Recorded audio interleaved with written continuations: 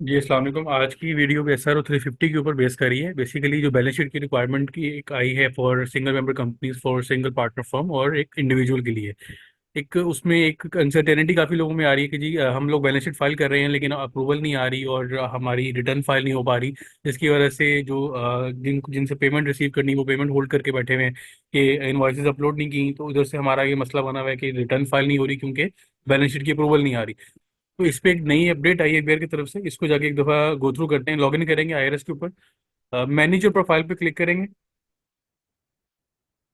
और सर्च में जाके एनटीएन जो भी अगर आपका आ रहा है वो आप यहाँ मेंशन करेंगे। सबसे लास्ट में एक बैलेंस शीट की नई टैब जो है वो ऐड हुई है।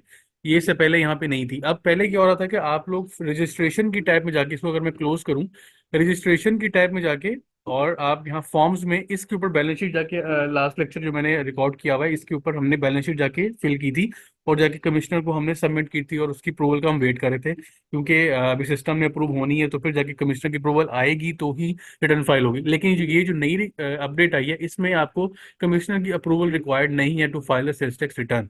उसके लिए सिंपल आपने क्या करना है, अपनी बैलेंस शीट को जाके अपडेट करना है। बैलेंस शीट पे क्लिक करेंगे, देखो ऊपर लिखा हुआ है please update your registration form to provide balance sheet detail under rule 5 in order to file sales tax return without approval of commissioner. ये जो विदाउट अप्रूवल कमिश्नर है ये काफी रिलीफ होगा जितने भी लोग इस चीज से इफेक्ट हुए हैं जिनकी रिटर्न फाइल नहीं हो रही और उनका मसला बना हुआ है। एक दूसरी तरफ एफबीआर के भी टारगेट्स जो है वो अचीव नहीं हो पा रहे, सेल्स टैक्स की पेमेंट नहीं हो रही। तो ये सारी चीजों के लिए एक काफी मच नीडेड एक कह सकते हैं कि चेंज था जो कि एफबीआर ने इंट्रोड्यूस करवाया। अब इसके अंदर आप लोग क्या करेंगे जी, इसमें आप ऐड का बटन प्रेस करेंगे। ठीक है।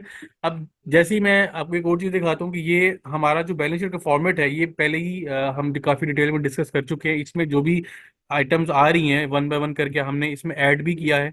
और अगर जहाँ पे कंबाइन करने की जरूरत पड़ती है आप उसको एक ही कैटेगरी में कंबाइन करके भी लिख सकते हैं। इसके ऊपर डिटेल वीडियो अवेलेबल है। डिस्क्रिप्शन में मैंने इस वीडियो को लिंक ऐड कर दिया है, उसको जाके एक दफा दोबारा गो थ्रू कर सकते हैं। अगर किसी से मिस होगी तो वो लिंक पे क्लिक करके वीडियो को दोबारा देख सकता है। ठीक है। अच्छा, एक एक और चीज जो इसमें एक मतलब समझने वाली है वो ये है कि जैसे मैं कोई भी डाटा यहाँ एंटर करता हूँ, जैसे मैंने यहाँ पे 1 लाख रुपया लिख दिया। ठीक है। अब आपको याद होगा हमने वीडियो के अंदर डिस्कस किया था जो प्रीवियस जिसमें बैलेंस शीट डिस्कस हुई भी है, तो उसमें मैंने बताया था कि जो एसआरओ की रिक्वायरमेंट है उसमें लिखा हुआ है कि आपका जो कैपिटल है उसका उसको बेस करेगा आपकी सेल को जज करने के लिए। जैसे अगर आपकी सेल किसी भी एक महीने में आपके वर्किंग आपका जो सॉरी कैपिटल है, बिजनेस कैपिटल, उसके 5 टाइम से एक्सीड कर जाती है तो वो फिर एक अलार्मिंग सिचुएशन होगी, एक तरह से अलर्ट जनरेट कर देगा एफबीआर को। वो फिर आपकी एक तरह से इंक्वायरी हो सकती है या आपको वो सस्पेंड कर सकता है थोड़ी देर के लिए कि भैया आप पहले मुझे इन चीज़ों को जवाब दें कि आपका बिजनेस का साइकिल इतना नहीं है, आपकी सेल 5 टाइम से ज्यादा एक्सीड कैसे कर रही है, तो उसकी जस्टिफिकेशन आपको देनी पड़ेगी।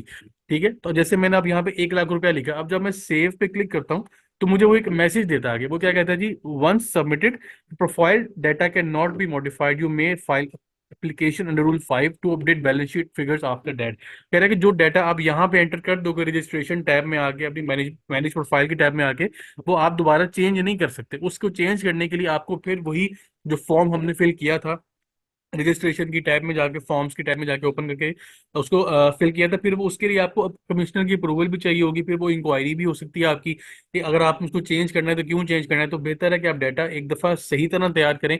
उसकी एक काफ़ी इंपॉर्टेंस है कि भाई डाटा आपका गलत नहीं होना चाहिए। उसमें जो चीज़ें आप रिपोर्ट कर रहे हैं, जिस डेट की भी रिपोर्ट कर रहे हैं वो सही होनी चाहिए। 31 मार्च जो है वैसे रिपोर्टिंग रिक्वायरमेंट है एसआरओ की, आपने उस डेट का सारे बैलेंसेज जो है वो यहाँ पे ऐड करने। ठीक है। तो जो भी इसकी टेक्निकलिटीज हैं वो हमने काफी डिटेल में डिस्कस की हुई हैं अपनी वीडियो के अंदर, जो कि बैलेंस शीट के फॉर्मेट के ऊपर थी। उसको जाके एक दफा लाजमी ये देख लीजिएगा। जिस को भी ये बैलेंस शीट का फॉर्मेट अवेलेबल नहीं है, अगर वो इसका एक्सेस लेना चाह रहे हैं तो मुझे ईमेल कर सकते हैं। मैं अपने डिस्क्रिप्शन में ईमेल एड्रेस मेंशन कर रहा हूँ, मुझे ईमेल करें। I will definitely reply. मुझे काफी लोगों की ईमेल्स पिछले 3-4 दिनों में, एक हफ्ते में काफी ईमेल्स आई जब से वीडियो ऐड की है। तो सबको मैंने रिप्लाई किया, किसी एक को भी ऐसा नहीं है कि मैंने अनअटेंड उसको छोड़ा हो। जो भी रिप्लाई मुझे ईमेल आती है मैं उसका रिप्लाई करता हूँ। तो आपको भी फॉर्मेट चाहिए हो, इसमें पीएनएल का फॉर्मेट भी है, बैलेंस शीट भी है, वो सारी चीजें आपको ये अवेलेबल हो जाएंगी। पूरी फाइल मैं आपको शेयर कर दूंगा अगर आप मुझे ईमेल करेंगे। ठीक है। लेकिन इसकी रिक्वायरमेंट काफी स्ट्रिक्ट है और काफी एक तरह से कैसे केयरफुली आपको डाटा एंटर करना है इसके अंदर, क्योंकि वो चेंज नहीं हो सकता। अगर आप चेंज करने की तरफ जाएंगे तो फिर आपको कमिश्नर की अप्रूवल लेनी पड़ेगी। अच्छा, अब अगली बात ये आती है कि अगर हम लोग डाटा गलत हो जाता है या अगर कोई गलती हो जाती है डाटा एंटर करने में, या कह सकते हैं कि ओवरलुक हो जाती है कोई चीज़, तो उसके लिए भी मॉडिफिकेशन जब आप करेंगे तो डाटा अगर आप चेंज करना चाहें तो आपके पास स्ट्रांग बेसिस होनी चाहिए उनके, फिर आपको इंक्वायरी या कमिश्नर की तरफ से कोई कह सकते हैं क्वेश्चन आंसर आपको वो एक तरह से फेस करना पड़ सकता है। ठीक है, दूसरी चीज ये कि अगर आप बैलेंस शीट जो है वो फाइल नहीं करते, या आप उसको अभी तक उसको एक तरह से आप उसको डिले करते जा रहे हैं, तो वो आपके लिए पेनल्टी, नॉन कंप्लायंस का भी एक तरह से आपके रिजल्ट में आ सकता है। और ऐसा भी हो सकता है कि आपकी जो रजिस्ट्रेशन है सेल्स की वो सस्पेंड कर दी जाए, या इवन के उसको ब्लॉक कर दिया जाए, अनटिल आप उसको जस्टिफाई करके उसको कमिश्नर की अप्रूवल ना ऑब्टेन कर लें। ठीक है, तो ये फॉर द टाइम बिंग एक टेम्परेरी एक चीज है एफबीआई की तरफ से जो आई है, ये परमानेंट नहीं है। ये सिर्फ इसलिए है कि जो काफी लोगों को मसले आ रहे हैं, रिटर्न फाइल नहीं हो रही है, पेमेंट नहीं हो रही है, तो उस चीज को कैटर करने के लिए अभी टेम्परेरी बेसिस पे एफबीआई ने कहा भाई इस बेसिस के ऊपर आप ये फॉर्म फिल करें और जाके रिटर्न फाइल कर दें।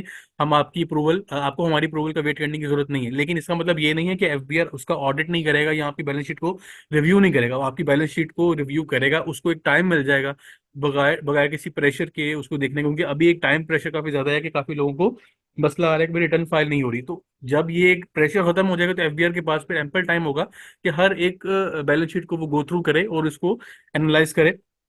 जहां उसको कोई मसला नजर आएगा वो शौकत कर सकता है, आपको जवाब देना पड़ेगा।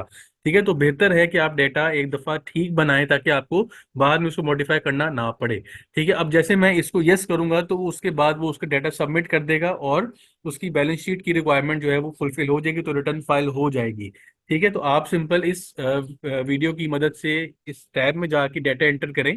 डाटा कहाँ से पंच करना है वो भी आपके पास ऑलरेडी अवेलेबल है फॉर्मेट, जिसको नहीं फॉर्मेट अवेलेबल मुझे ईमेल करें, मैं आपको ये फाइल शेयर कर देता हूँ। आप डाटा वन बाय वन करके हर टैब में एंटर करते जाएं, इसको सेव करके आप रिटर्न सबमिट करेंगे तो विदाउट अप्रूवल कमिश्नर आपकी रिटर्न सबमिट हो जाएगी। तो एक लेटेस्ट अपडेट आई थी, मैंने आपके साथ शेयर की है। इंशाल्लाह नेक्स्ट वीडियो में एक दोबारा एक नई अपडेट के साथ, एक नई कॉन्सेप्ट के साथ आपसे मुलाकात होगी। अपना ख्याल रखिएगा। अल्लाह हाफिज़।